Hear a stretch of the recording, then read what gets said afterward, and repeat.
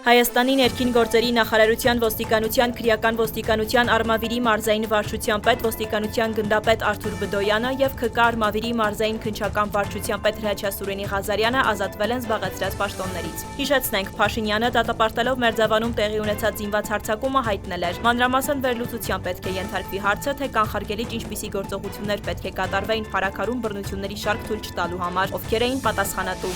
Ալիևն անդրադարձել է Հայաստանի հետ հարաբերություններին, հայտարարել Երևանի հետ բանակցությունները դրական արդյունք են տվել, քանի որ անցկացվել են բացառապես երկկողմ ձևաչափով առանց որևէ արտաքին միջամտության։ Խոսելով Թրամփի ուղուց Ադրբեջանի նախագահը նշել է, այն կամրապնդի տարածաշրջանային կապերը։ Հաղորդակցությունները երկարատև խաղաղության մեր տեսլականի հիմքն են, շեշտել է նա։ Կրեմլում տեղի է ունեցել Փաշինյանի հանդիպումը Պուտինի հետ Հայաստանի եւ ՌԴ-ի ղեկավարներն արձանագրել են երկկողմ հարաբերությունները լավ են զարգանում, իսկ օրակարգը բավական հարուստ է։ Փաշինյանն ընդգծել է, որ Հայաստանը ակտիվորեն երկխոսություն է վարում ՌԴ-ի հետ մոդուլային ատոմակայանների տարբերակների վերաբերյալ։ Պուտինն իր հերթին խոսել է երկու երկրների միջև առևտրաշրջանառության մասին, շեշտելով, որ 2024-ին այն հասել է ռեկորդային մակարդակի՝ ավելի քան 11 միլիարդ դոլարի։ Անդրադառնալով հայկական ատոմակայանին հիշեցրել, Ռոսատոմը ներկայում աշխատում է դրա շահագործման ժամկետը երկարաձգելու ուղղությամբ։